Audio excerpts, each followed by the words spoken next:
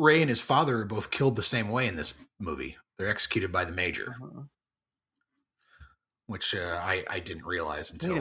Wait a minute. The second watch. Luke Skywalker killed Ray? That's right. Oh, the implications, sir. That's wild, man. That's wild. That's hilarious. I'll be bringing my lightsaber back to me, kid. I need blue milk. Welcome to Season 4 of Talking Pondo. Talking Pondo is a podcast where Clif and Marty give each other a film to watch and talk about them in detail. Some episodes will include a special guest.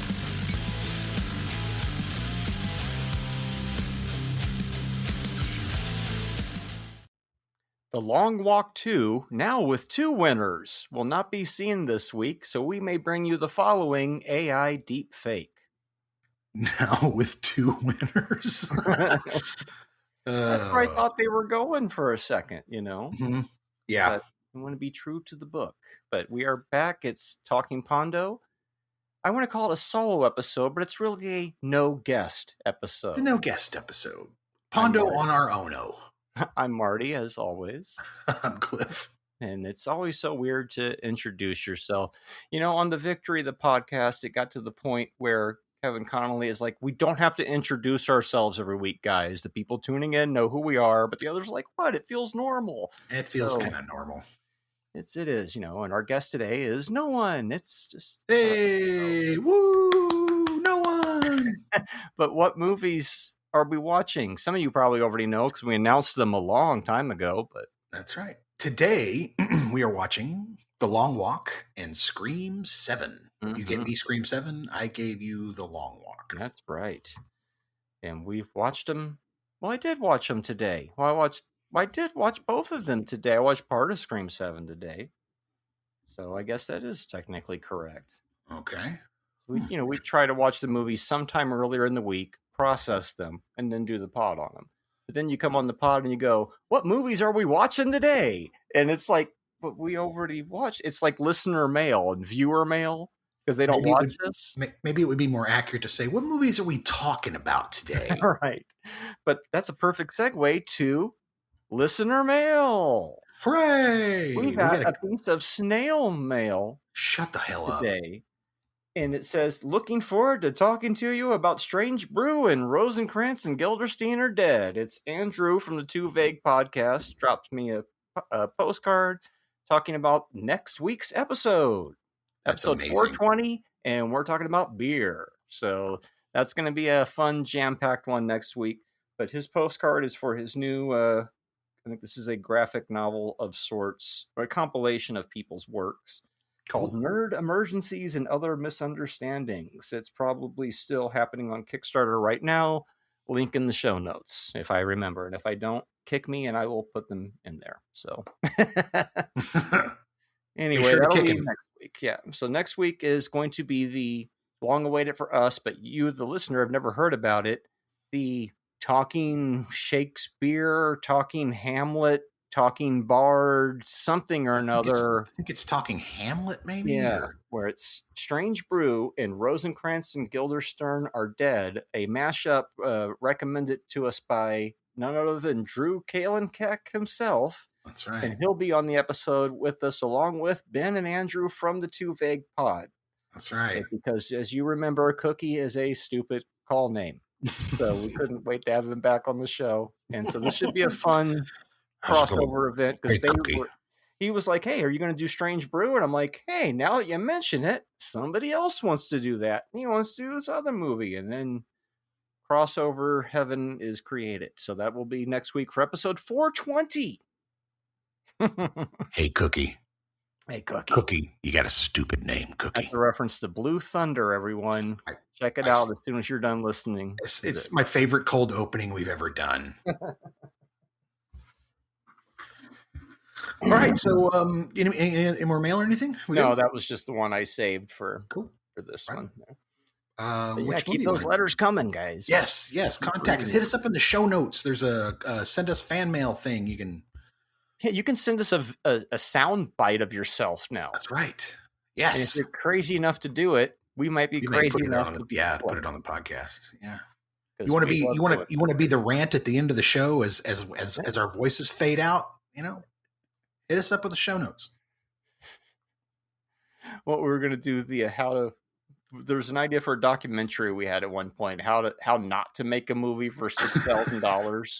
Right. And the end credits were going to be all the shitty Netflix reviews of our old movies or something.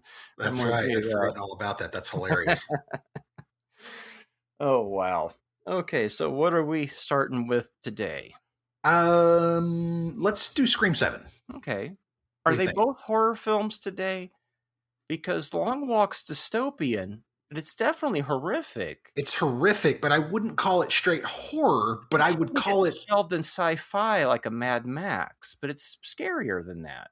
But we'll get into that second. Yeah, okay. Yeah. Fine. Yeah. I mean, I have thoughts on that. Yeah. So, but Scream 7, let's do it. Scream 7. What are you all expecting? It's part 7, guys. What is Scream 7? Scream 7, 2026, rated R, 1 hour and 54 minutes. Expecting Oscar caliber part 7s, for God's sake. When a new Ghostface killer emerges in the town where Sidney Prescott has built a new life, her darkest fears are realized as her daughter becomes the next target. Written and directed by Kevin Williamson, stars Neve Campbell, Courtney Cox, Isabel May. Let me get you that sweet storyline. Here we go.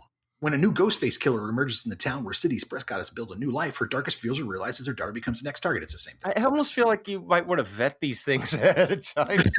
No, it's better that way. You like the surprise, I like the surprise thing. That's a good gimmick. Yeah, it's a good bit. So yeah, let's dive in. Okay, we can start at the beginning. I think that guy in the beginning who went to the Mocker house with his girlfriend, I think he's ultimately happy he was killed in the Mocker house. Don't you think? That's what he would have wanted, that guy. And, to go to the end of the movie, I feel like, yeah, that's what she would have wanted too, to be killed by Sidney Prescott. So I think everybody had a happy ending because that's what they wanted. I'm 2 minutes and 25 seconds into this movie, and it looks like they've turned Sidney's parents' house into a tourist attraction, and now they're following some influencers, and we're going to see them murdered. Yeah.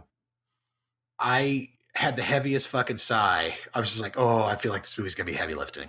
Well, at least they killed those two real quick, Sure, but that second kill is so fucking bad. I'm going to swing from the chandelier like Sia right onto and trapeze. I'm just, if it had been like the new Scary Movie, she would have done like a backflip and then landed on her stomach and then, because it was the Rube Goldberg device. It was fucking unbelievably bad. I mean, it's just, woo. But you got to admit that particular Ghostface is really brutal. Then he burns her alive and shit. This one's a little more gorier. We live in a post-Terrifier world, I think, is why it's a little more gross. But everything is gross now, as I have pointed out before. My problem with this, I think, is that the movie is so meta at this point, you can't have stupid or oblivious characters. And you made these two people, one of whom is a massive, massive fan of the fucking whole franchise. And he's like, that's where Sidney killed blah, blah, blah. And that's the bathroom where she hid, hon, and this and that. Like, the dude knows all about this stuff, but he's just going to walk up to a statue Ghostface to be like, oh, look, it's motion. Yep. Why do we have to write the characters so fucking stupid? So we're glad when they're fucking dead. It's cathartic that this fucking asshole's dead. That's how I see it.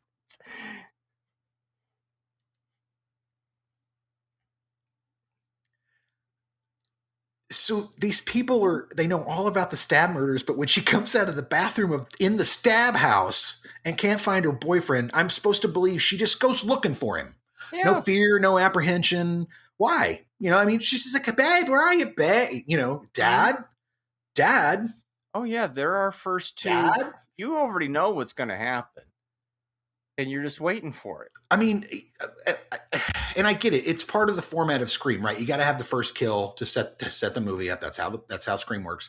But it just feels like this one is just they're not even fucking trying. Like, it just seems so kind of try hard. I don't know. the first two or three are great. I really like them, but this is just it's almost like a cash grab. It feels like such a cash grab. Well, once you get to parts 3 through 7, they're kind of equal quality in a way.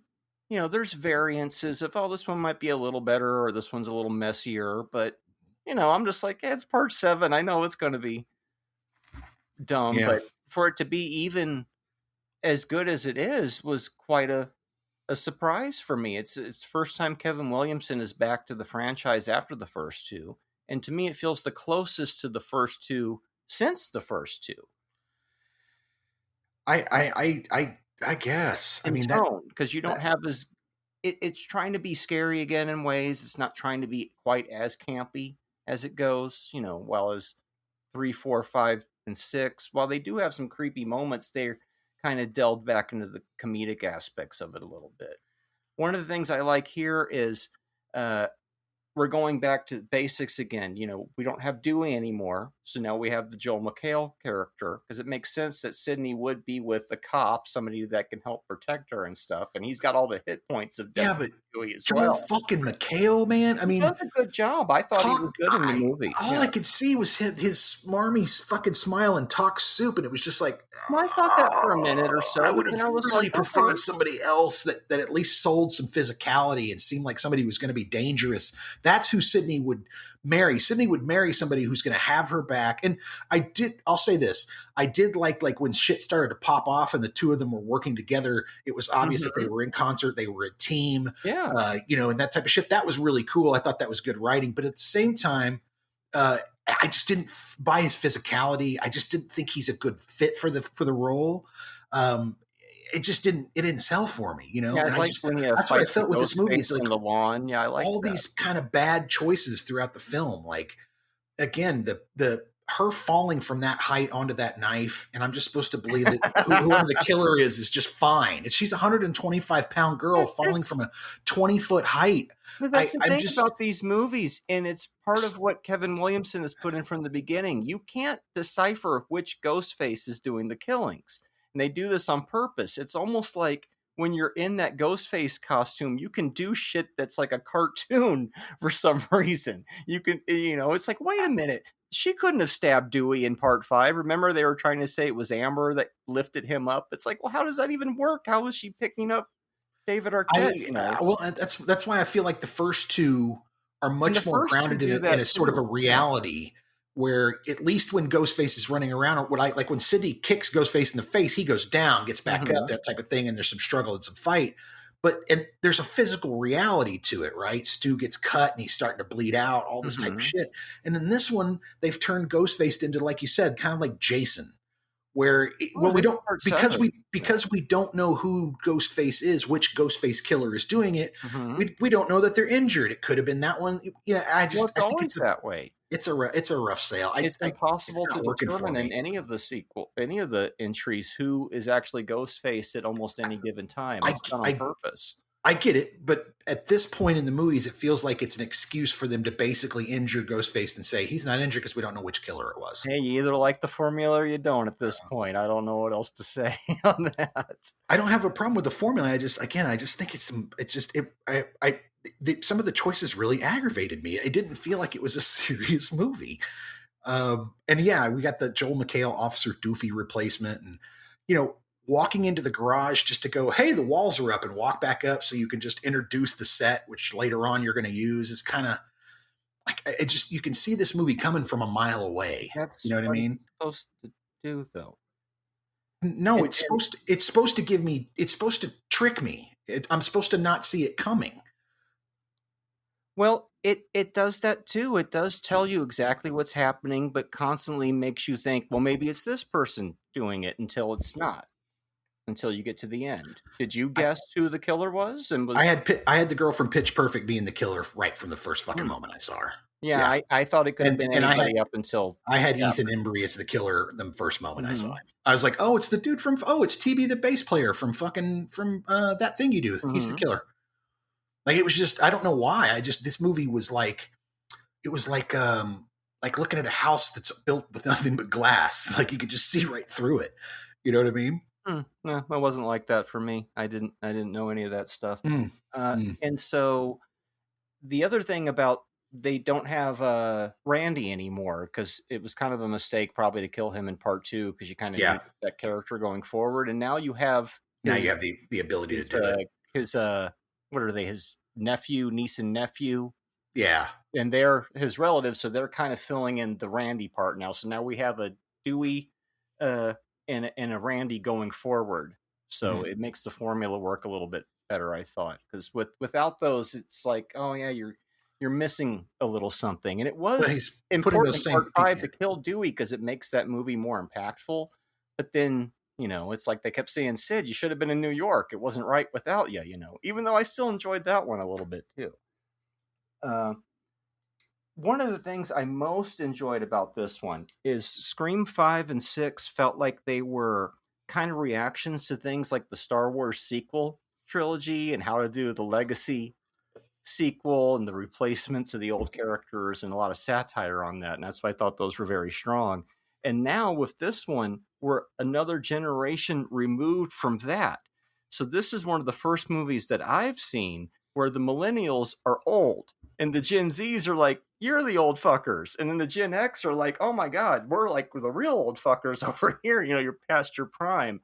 But the cool thing is they're all intermingling together. There's no passing the baton. There's no, I'm going to focus just on this group and push these out the door. It was kind of an ensemble of the different age groups. Mm-hmm. So I appreciated that a bit.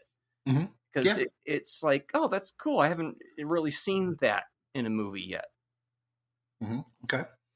I enjoyed Stu being AI. I thought it was a smooth, fun move to bring him back. And I enjoy seeing Lillard back in the franchise. It's a fun way to put him back in. It was a fun way to put him back in, which I thought that was really, really, really good.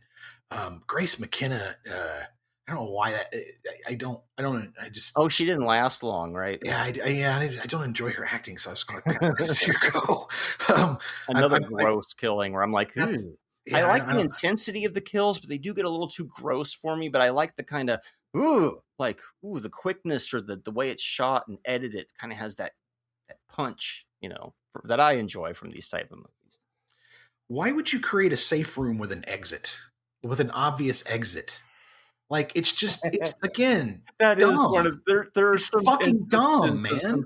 Poor at writing and hand waving in this. Definitely. Why? Because he wants to put the two of them in the walls and have the knife go through it. Mm-hmm. He's like, I had this idea, so I've got to write it into the script. And I feel like that's a lot of what this movie was, with Kevin saying, I've got these ideas, I'm going to put them all together into the script. Yeah, I agree with you. I do like the generations kind of being together. I do like seeing her family sort of work together.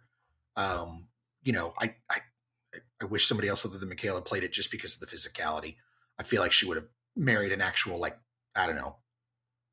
Do you mean physically badass cop? You mean the girl that gets disemboweled while she's swinging? Yes. Okay.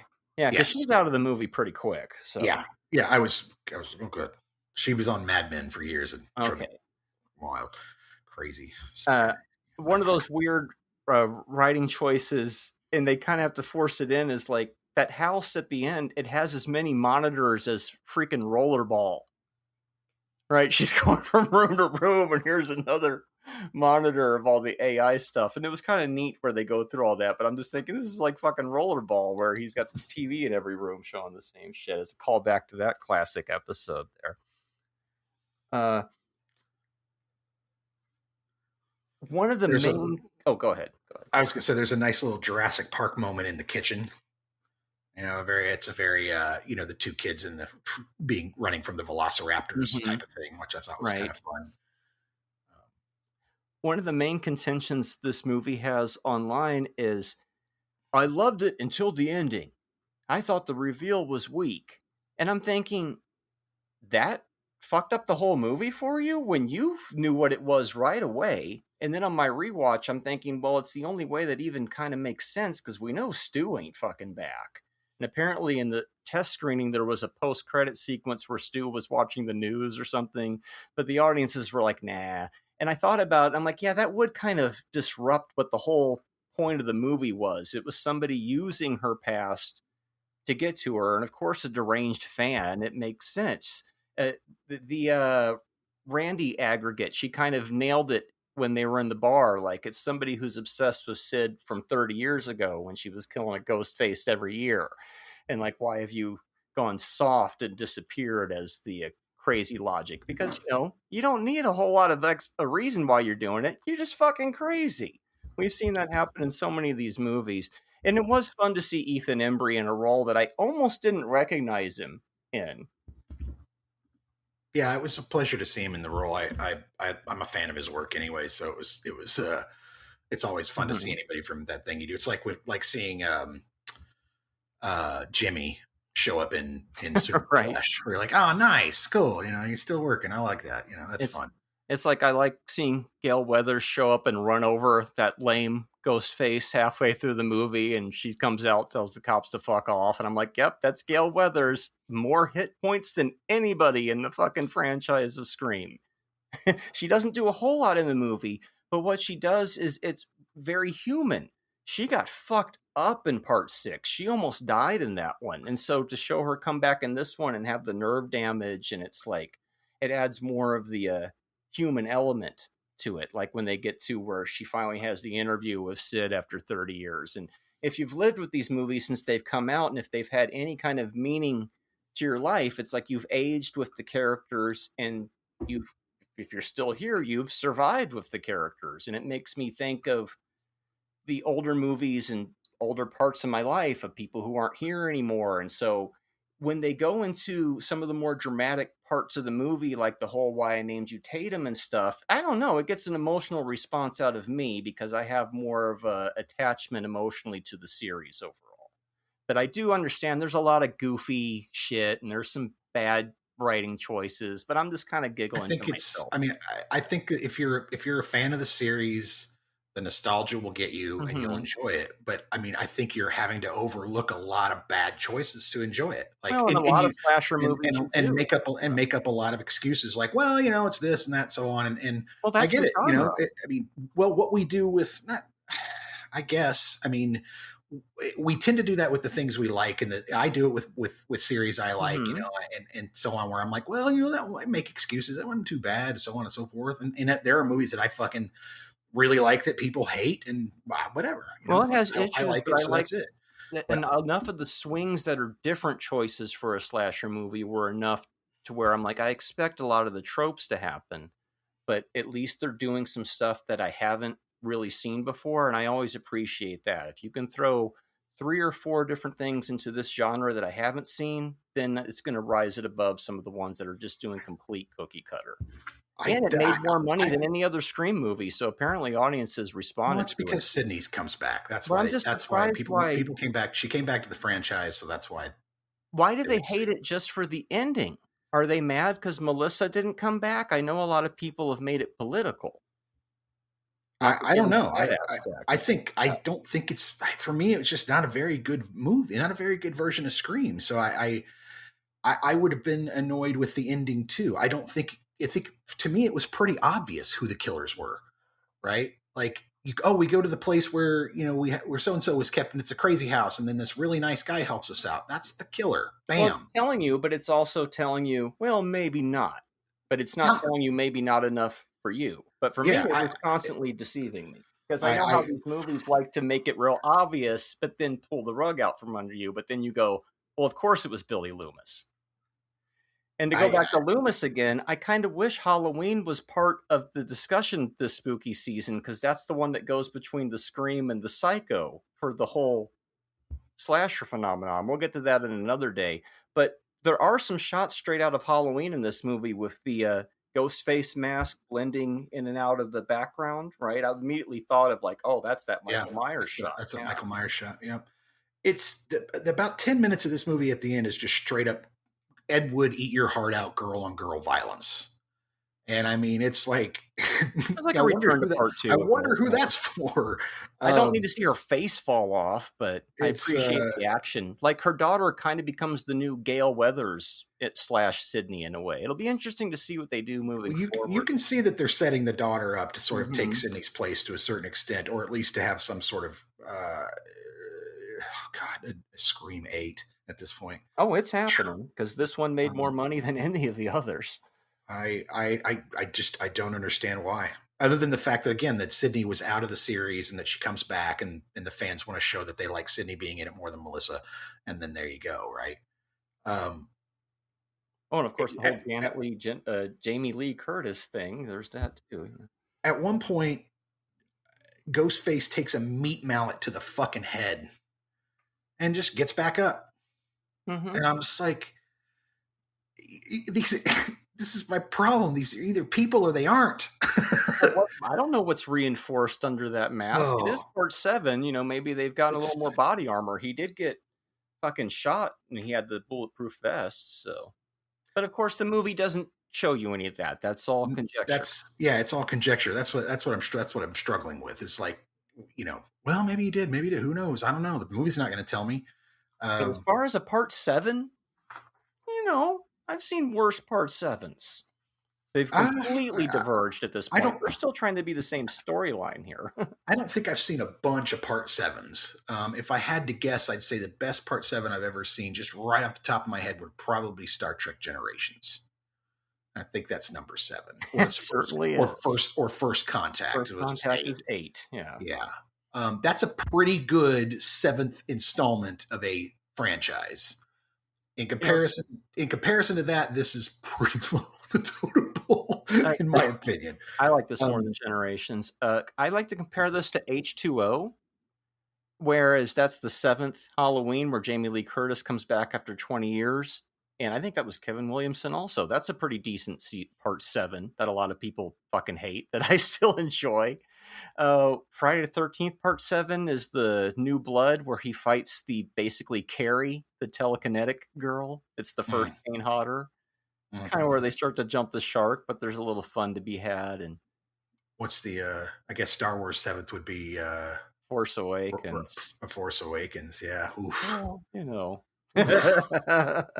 part 7s. Okay, so we'll see what they do with another installment of this. They never seem to stop, and at some point, probably a long time from now, 4, 5, and 6 might rear their head on this program, but it'll be a bit.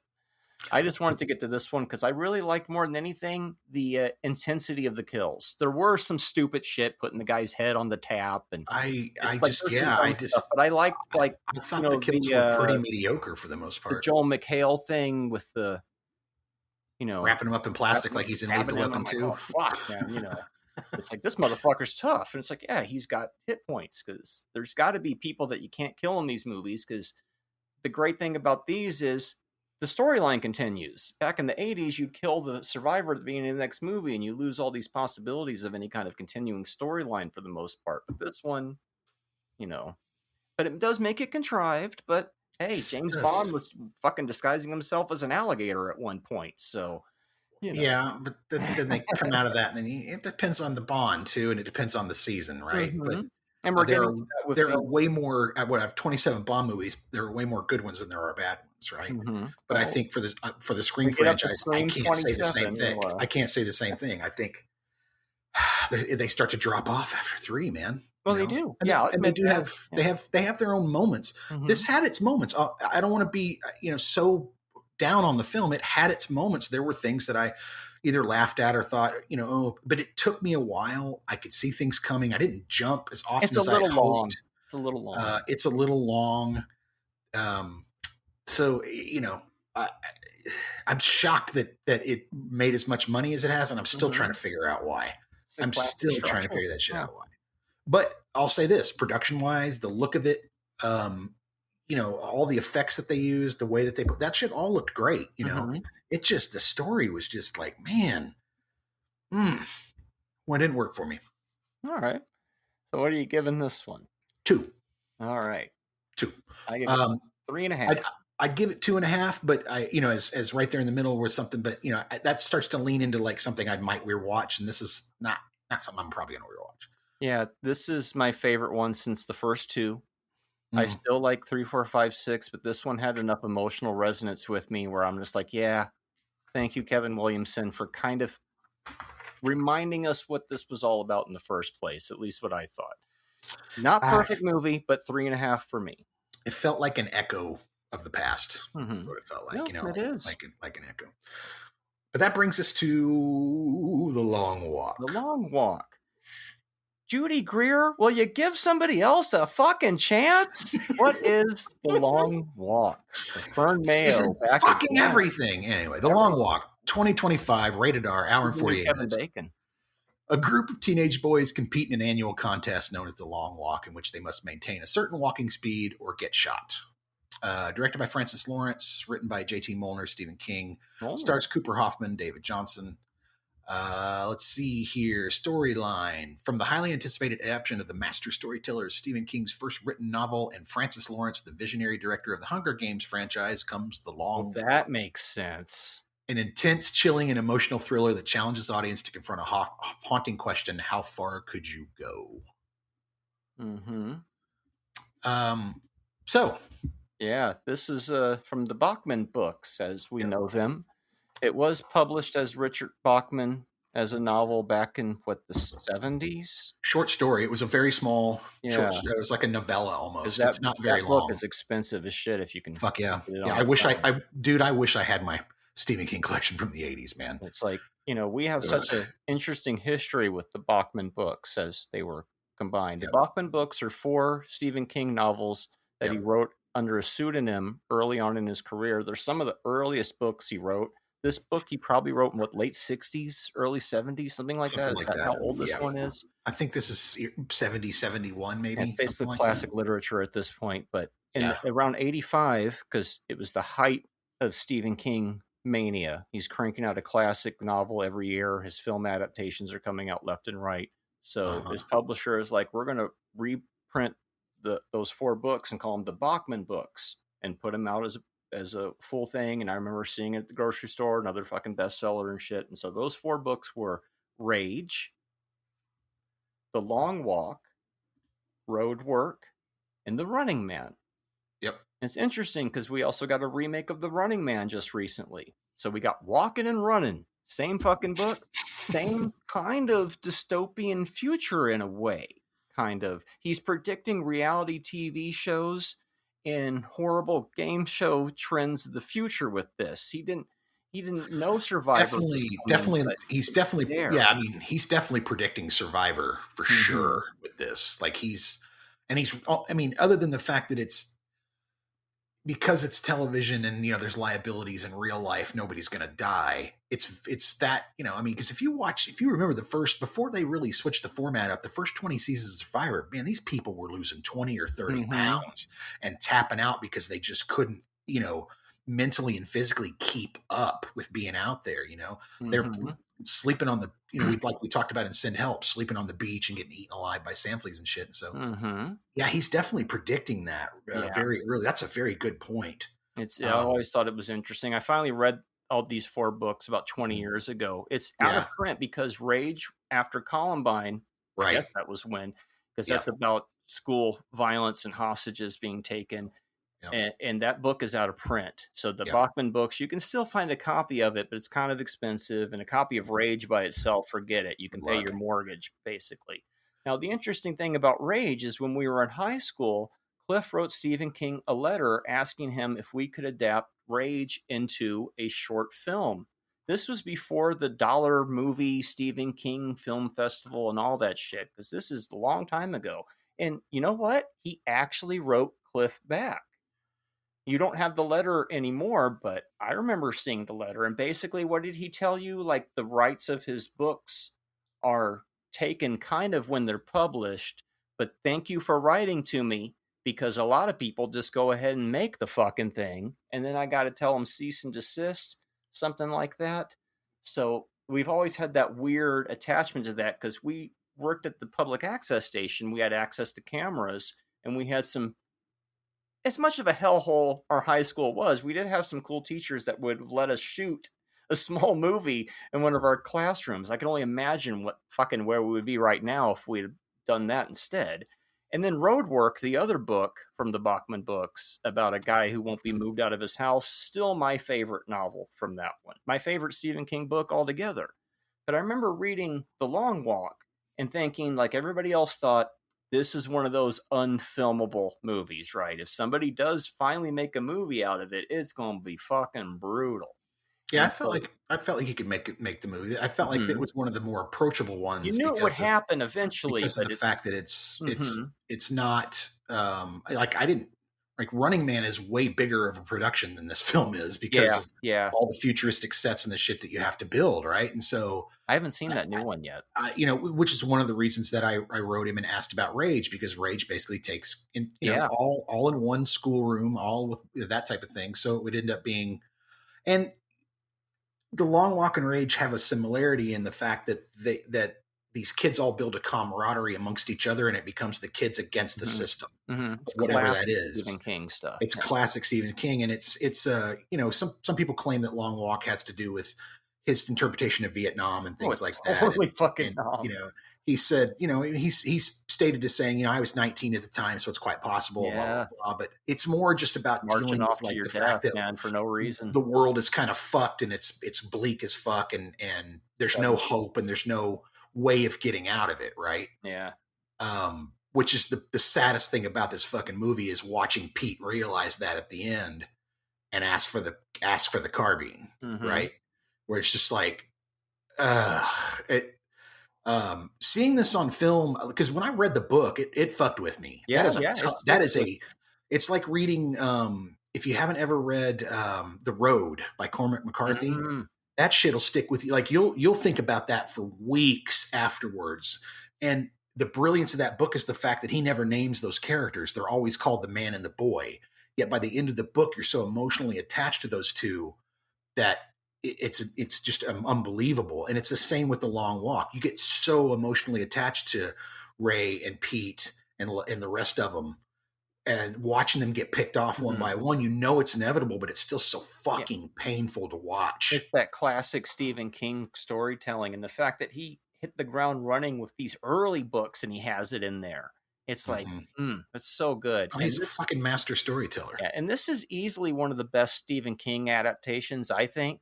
I completely agree. They really get the essence. I completely agree. Feel of the book. They change a few things to make it cinematic, yes, they do. Yet even the ending still has that same 70s bleak. Because that's what happens. He goes blind and he falls down.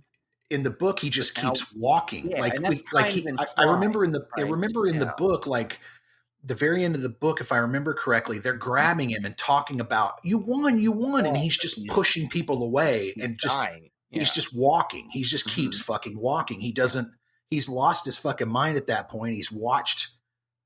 The only thing I can't remember is if it's Ray or Pete that makes it. I want to say it's Ray that makes it in the book, and they switched it. Yeah. I think they did. I think my interpretation of the movie is they show you kind of what happens in the book, but from the third person. And then it's like, oh, now he wins, but he still kills the general. And then I think it's in a Sopranos type way implied that he died too, just because you walk that long and you're dead. Body broke down, or they killed him, or because the streets are all empty and shit. Yeah, it seemed that like same nihilistic ending, like the book. Yeah, it seemed like in the book it was going to be him just continue, like he was just never going to stop walking. Even if they got a hold of him and took him somewhere, he was still going to keep walking until he was dead. He'd lost his mind. Got to have good shoes, man. What kind of shoes would you wear? I saw some of those fuckers wearing like Cons, and I'm like, dude, what are you doing? Yeah, well, and Ray wears like they look like fucking kind of like dress shoes almost. Where it's like, dude, what are you doing? You got to wear. Can't do that. And if you're going to wear a pair of sneakers, you got to break them in a month or two ahead of time. You can't just buy a new pair. I think even in the book that one of the kids that shows up, straps on has a new pair of sneakers, and he starts to get blisters and his feet go bad on him. Right? It's like the one asshole kid. He probably broke his shoes in. They he did was, such a great job with him, where he he knew was what he was like, doing. Yeah. he fucking got that kid so pissed off that the kid tried to swing on him and Yeah. scraped his face on the pavement, and then he got shot and killed. And And that that you could just see 16-year-old it fuck with first him for the going. rest of the movie. For the rest of the movie, he's just like, it just eats at him, and every time they call him a murderer, he gets worse and worse about it. And it's until finally he just has that psychotic break. It's so well done. I'm glad they waited until now to make this movie. The environment's right. We've had enough Maze Runner, Hunger Games stuff that Time for the young kids to see something a little bleak. It feels right. Like we've talked about before, like the younger generations discovered Stephen King again, and now when you're seeing adaptations of things that have never been done before and seeing it done so well, it's like, this is in good hands here, Well, and to be fair, when I heard J.T. Molnar was writing the script, it's way better than that I was Darwin like, film, I thought. Yeah. I liked Strange Darling. So for me, when I saw that he was going to write it, because I liked the way he structured Strange Darling, because like we talked about in our podcast, if you tell that movie in order, it doesn't have the impact as telling it out of order, right? So he was real smart in constructing his script. And so I was like, oh, cool. He's a massive fucking Stephen King fan. So I was sure he'd be careful with the I original forgot it was even content. him until the credits. I'm like, oh, well, good job. Yeah, he did a fantastic job. JT, if you're out there and you want to come on the podcast and talk about what a fantastic job you did, feel free. We'll hit you up. Yeah.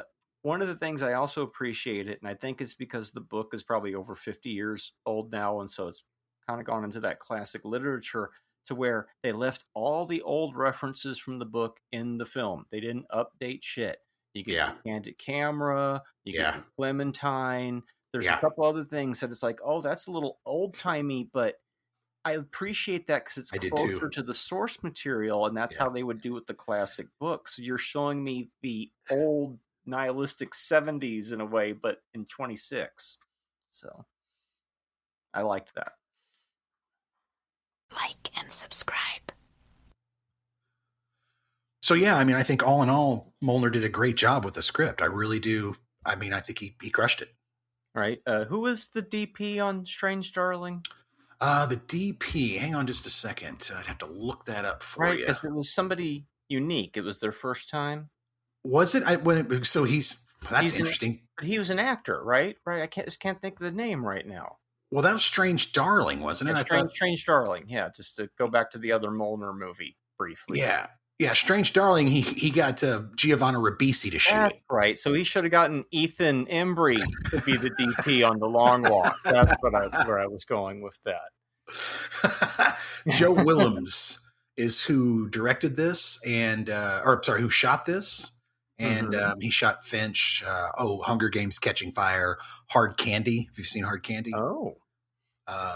So yes, he's pretty good cinematographer. He did a great job with this. It looks great. I love the look of the film.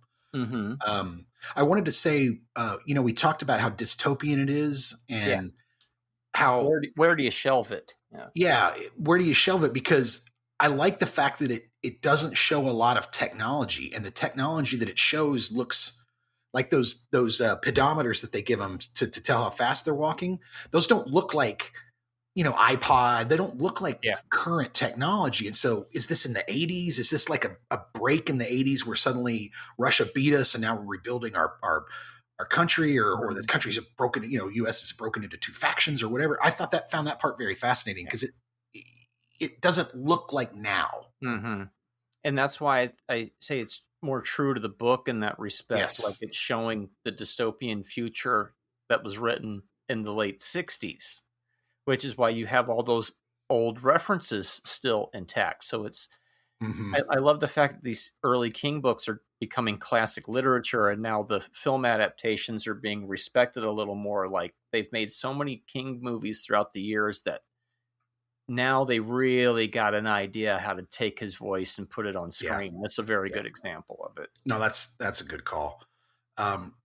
Curly's death is early, and it's very you knew sobering. That was going to be the first one. Yeah, graphic as fuck too. Oh, but they used to never show that in an R-rated movie. Man. No, I mean they're showing these kids getting their fucking heads blown off. And you know what else is graphic?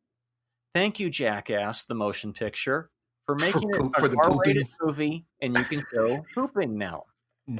Well, as if they'd made this back in the day, that maybe would have been alluded to. Yeah. And I know they're trying to put the grossness in, but can you imagine the remake of Misery? They probably would show Paul Sheldon drink his own urine at this point. I think so. I think Everything is gross now.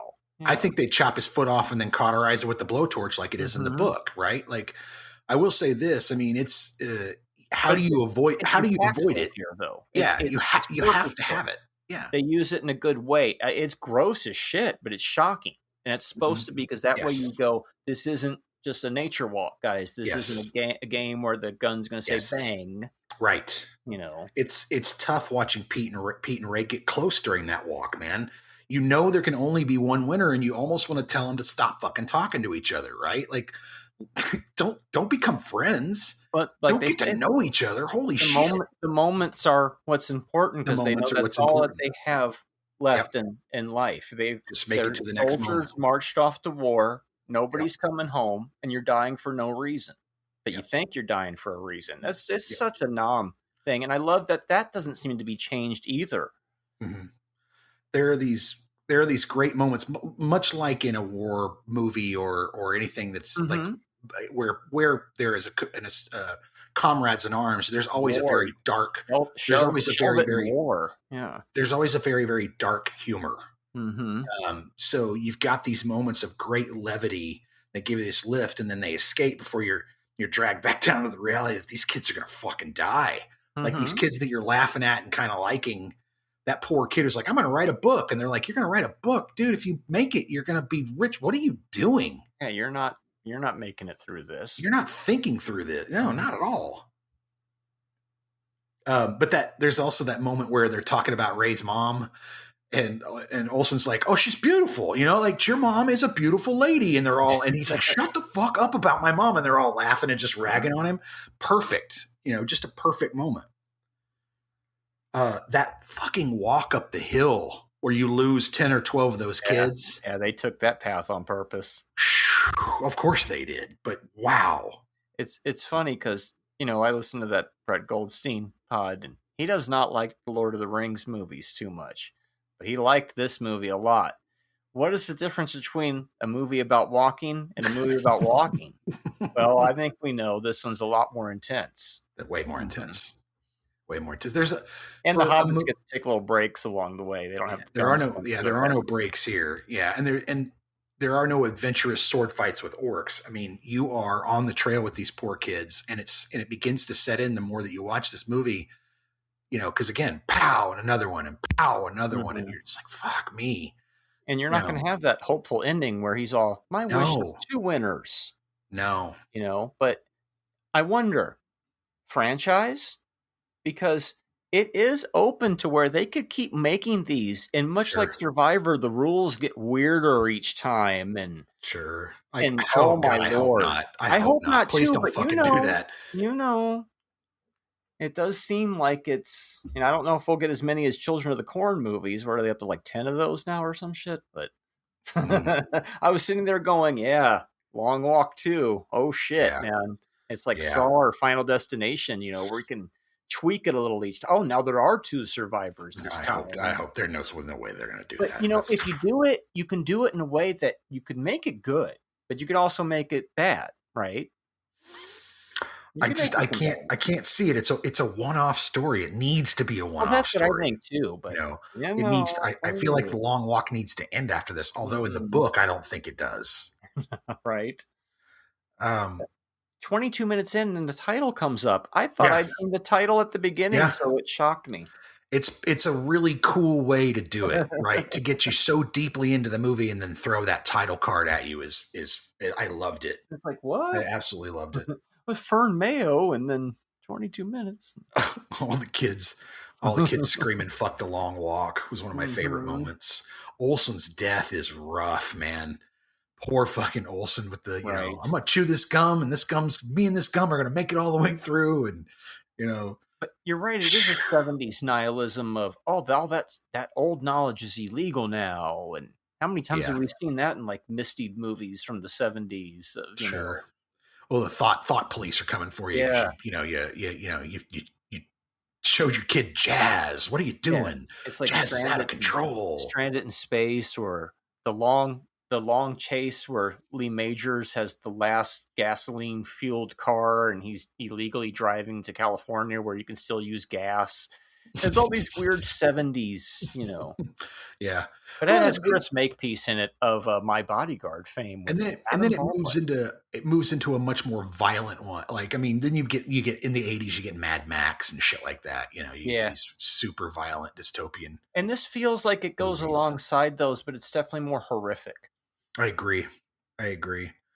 This was my second time seeing it. And again, I saw it yesterday, and I'll say this. The first time I saw it in the theater, I got out of the theater, walked into my car, and I kind of just sat there for like probably 10 minutes just letting it process, because it was like, big. Holy shit. It was so intense on a big screen, and it was so well done, and the theater was packed, and everybody was dead fucking quiet, and people who were crying.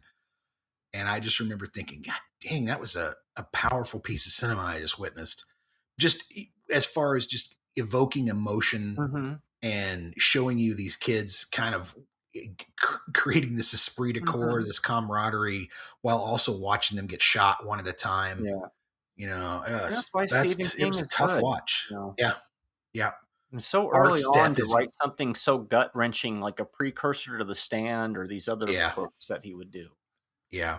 And also like Rage, like you were saying, the camaraderie amongst the survivors. Yeah, he tends to do that with he tends to do that with, like, he did that with Stand By Me. He did that with he did that with It. He creates these kids that he takes these kids and he creates these little cliques or groups or clubs, these little, tribes that are all their own, and you can see it when they're all screaming, fuck the long walk.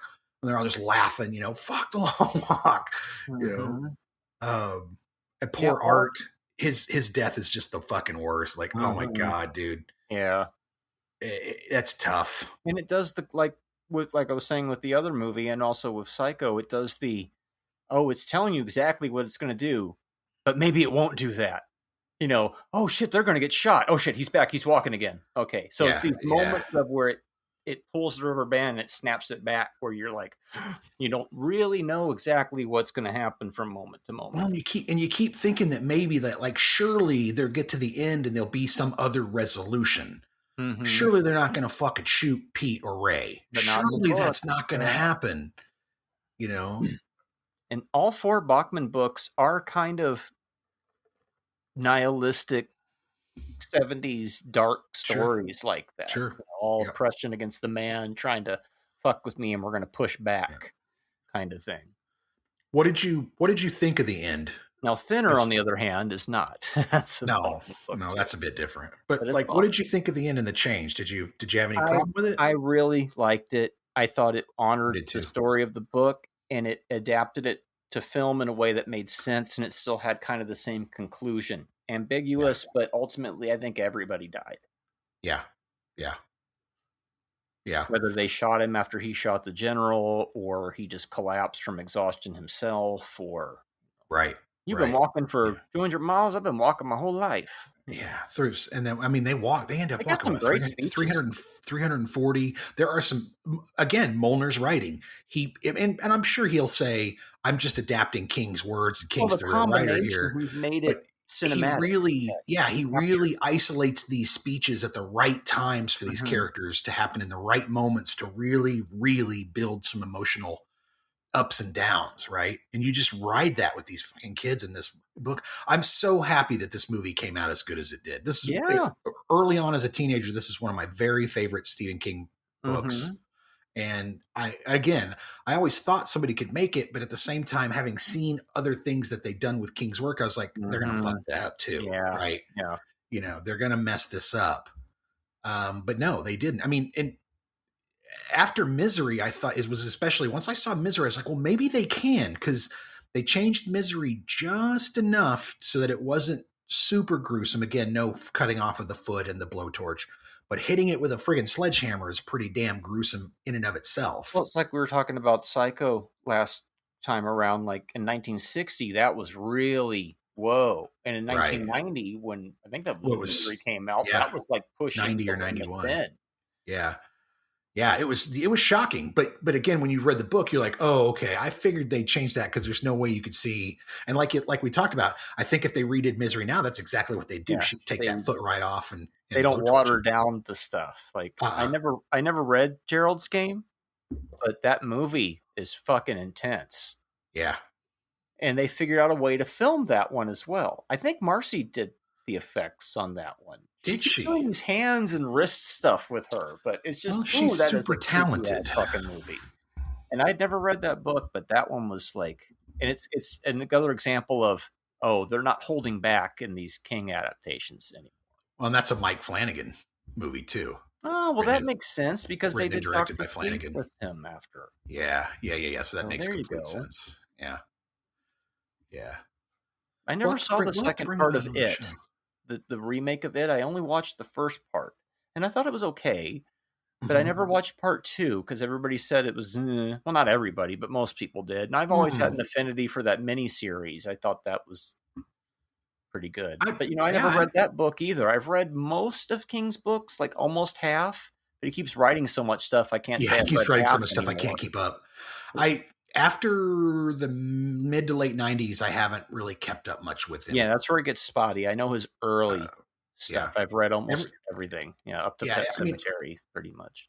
I still think he's a great writer. I'm not. Oh, yes, I don't have the time to absorb everything. Have the time. Exactly. My old job, I used to read books all the time. That's when I was going through King in order of the ones I hadn't read, and the Bachman books came up, and I absorbed that whole thing. Well, you were lucky enough to be able to, get a hold of them. I guess you could probably get a hold of them on an e-reader at this point, but you're not getting or maybe if there's a re-release. Well, you can get the Long Walk by itself. You can get Roadwork by itself, and you get the Running Man by itself. And I'm sure the Long Walk and Running Man probably have movie covers on them now, and they're their own novels. But Rage is permanently out of print. But there was so many copies of it made. Even if you want to get one for like $20 or $30 and a kind of a beater copy, you can find it out there. Now, if you want a nice hardcover or one of those trade paperbacks in nice shape, you're probably talking $7,500. I mean, we had a copy of Rage come in the store, a paperback. I think I sent you a picture of it. That thing was fucking like a couple grand. I'm like, Jesus. Can we just take this thing to Maine and have Stephen King sign it and then split? It'll pay for the plane ticket. You'd probably like, give me that. I'd be like, Stephen King is ripping up my copy of Rage. Awesome. No! It's worth even more now because it was ripped by him. Oh, the irony of Stephen King getting angry and ripping up his own copy of Rage. It's called irony, kid. Ripping up a copy of Rage while you're in a rage. Thanks, Stephen King. Despite all my rage. He's still just looks like Nicolas Cage. For a movie about people walking, man, it's super engrossing. Yeah. Like, I mean, it grabs you and it does not let you go. And you are, from the moment he hugs his mother goodbye, you just feel I worry for that kid. Like the minute he lets go of his mom, I'm like, oh shit. And it's nice that he isn't the one. Yes. That they do that nice little bait and switch at the end. Yeah, they bait and switch you. It's really well done though, because right up until the end, because everything's coming from Ray's perspective, right up until the end, you don't realize what he's doing. And it's that perfect thing that horror and thrillers, when they're at their best, they're telling you exactly what's happening, but they're also going, well, maybe we won't do that. And this does that. It's a perfect example when suddenly Ray stops and you go, what? And dude doesn't notice that he stopped and it's too late. You've had your warnings. Yep. And something good did come of The Force Awakens. Mark Hamill gets some other acting gigs. And That's this true. is another one that he just disappears into. He was excellent in this. And he says it's the most evil thing he's ever played. Oh, yeah. And he talked about that in some interviews. Yeah, and he was the fucking Joker. So for him, it must have been a really, tough thing to do, or at least, kind of character to get lost in, right? Ray and his father are both killed the same way in this movie. They're executed by the Major, which I didn't realize until Wait a minute. The second watch. Luke Skywalker killed Ray? That's right. Oh, the implications, sir. That's wild, man. That's wild. Oh, that's hilarious. I'll be bringing my lightsaber back to me, kid. I need blue milk.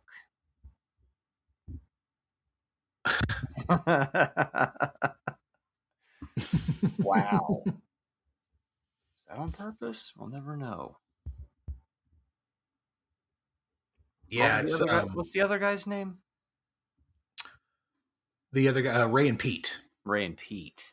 Yeah, Pete Reynoso. I was gonna say if it's Ray and Park, it's like Ray Parker, and Ray Parker was Darth Maul, and it all comes fucking full circle. But that's another universe. It's not that easy, Marty. No, it never is. But yeah, very 70s, very effective. Maybe not for everybody because it's intense, but I liked it. If you like Shawshank Redemption, if you like The Green Mile, this is right up your alley. This is the kind of King that you're going to dig. It's everything the Mist wishes it was. Oh, fuck yeah. All the people who are like, oh, The Mist was great because of this and that. No. Watch The Long Walk. It's this one. Yep. I get it. He kills his family and himself just as the fucking army shows up and saves him. Well, the moral of that movie is just wait a few minutes. Things might get better. Calm down. Don't panic. But this movie is, you're coming to a conclusion, and it's happening one way or another. Yeah. Like, I like the one guy who actually gets the gun and takes one of them out before they get him. He got one of them, you know. Yeah. Oh, his death is gruesome too. That's the thing I'll say. Like when we talk about Scream 7, and I agree that these are very different movies horror wise, right? But the kills in The Long Walk are so much more shocking and graphic than the kills that were in Scream 7. Scream 7, but I meant as far as the emotional roller coaster of it, where it's like, oh, yeah, they hit differently because they do hit differently. Scream 7's not a drama, even though it has dramatic aspects to it. Right. I just think the kills are just about Scream 7 was the Neve Campbell, Courtney Cox stuff and things like that. That's the stuff I really like the most. You know, there is a cartoony, the rest of it. I'm just ride on a roller coaster, really. Yeah. I just mean, like, you know, there's a difference of the impact of the kills. Oh yeah, right? Yes. Because it's not. You really feel for those kids. It's serious, but it's not serious. Because if Scream 7 was as serious as The Long Walk, it might be unbearable. It might not even be any fun at all. It's true. You're like, ooh. But we'll find out in Scream 8 and The Long Walk 2. Now there's 2 winners. God, please don't do that, Hollywood. I know you love IP, Hollywood. I know you love property that already has a fan base, but Jesus Christ, take some chances. Now we'll see what they do with road work as a film. No way. Like the breathing method, right? I guess.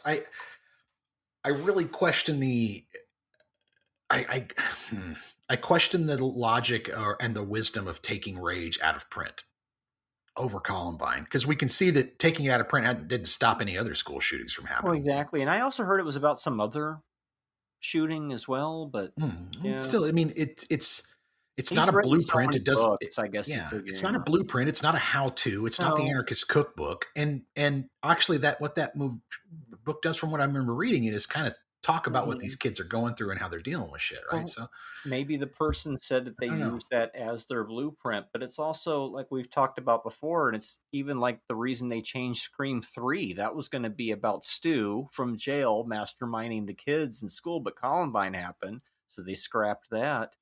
Right. Well, and so it's like, do you bear responsibility when you put stuff out in the world, or just make psychos more creative, like Billy Loomis says in the first Scream? Or was that Billy's line? Or I've always subscribed more to what Wes Craven said, is like, no, these are just reflections of the world. We wouldn't make this stuff if the world didn't already contain it. We're just showing it back to itself. And if people are going to do things, they're going to do them anyway. I'm not making them do the thing, and you can't blame art. No, you can't blame art for it. No, then it's that's why I say I question the though. logic of censoring it.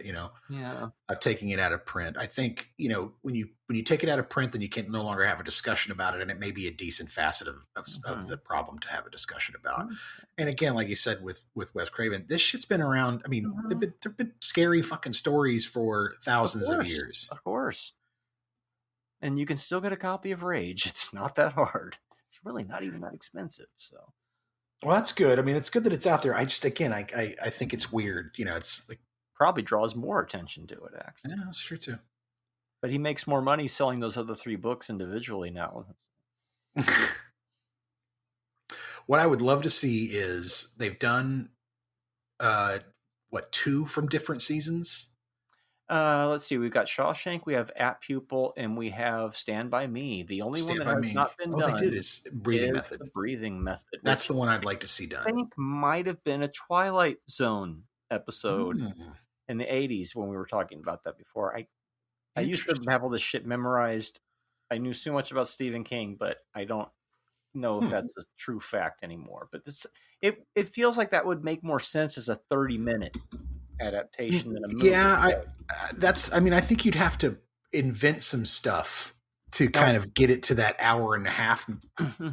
You'd have to go a little bit further into her and that type of thing. Yeah, you're probably right. Roadwork could easily be a movie, but it's more akin to like a Falling Down type thing. They're going to build like the railroad through the guy's house, and he's already dealt with so much change in his life. He's like, fuck this. I'm arming myself, and I'm not leaving this house, and I'm dropping mushrooms and blowing up the fucking construction workers. Not the workers, but their equipment and shit. He's making a stand to keep the fucking house from being torn down. Maybe Eminent Domain, the movie. It'll be interesting to see if they tackle that one.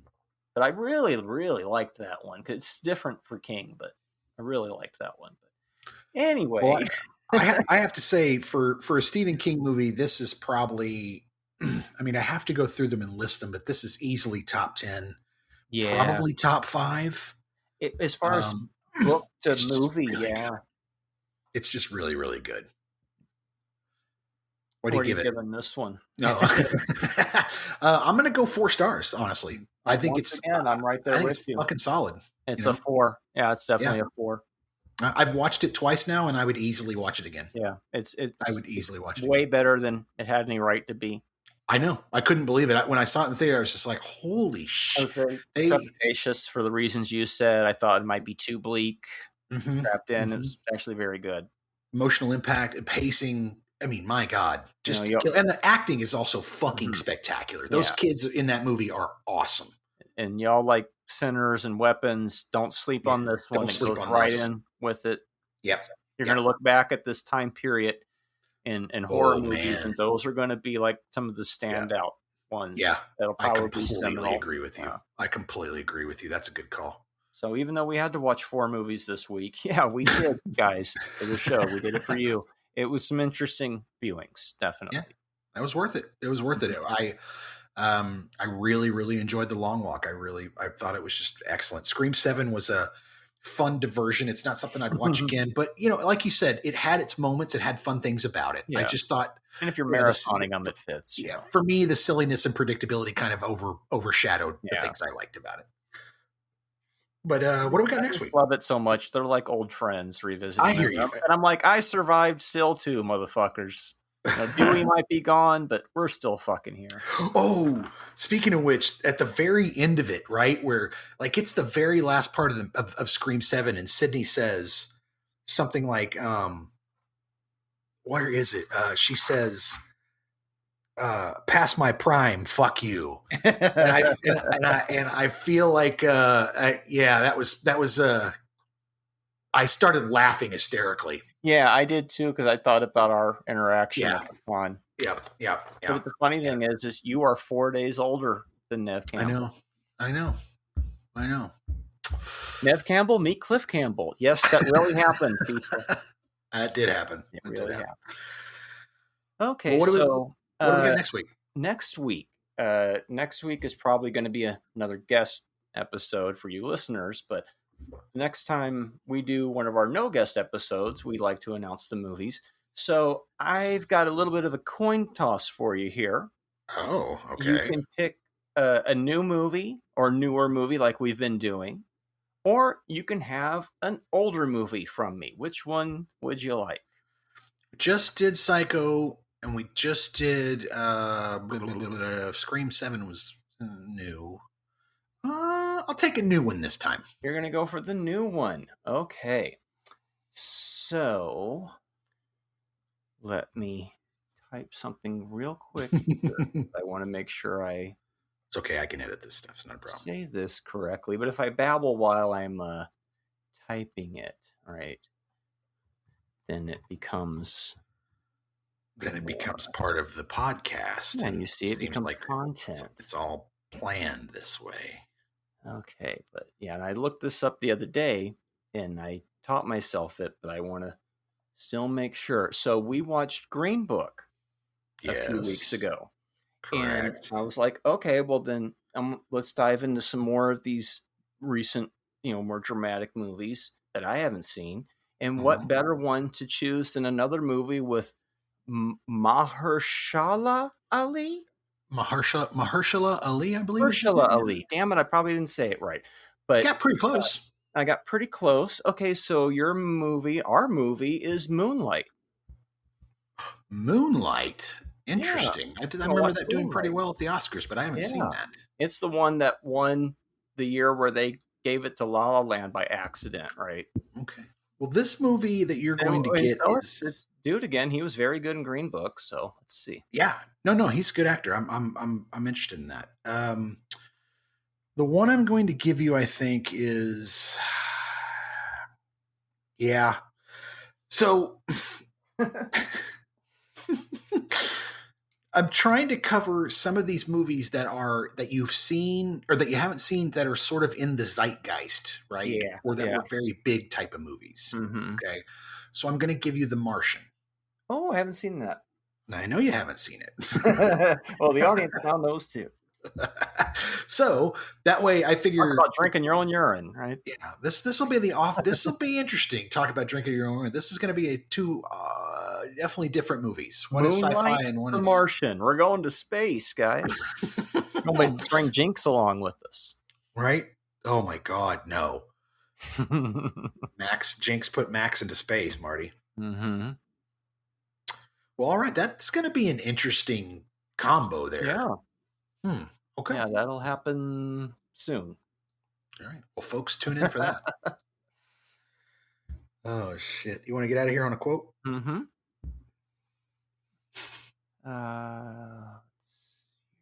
Actually, that'll happen probably. That episode should probably happen the week after the Strange Brew one, so you guys don't have to wait that long.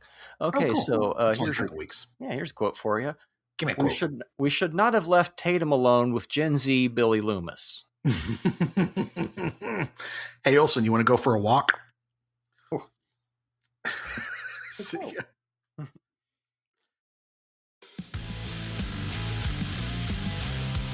Don't miss an episode. Make sure you subscribe to the YouTube channel, give us a 5-star rating on Apple Podcasts, and keep listening to the show on the app of your choice. Do it now.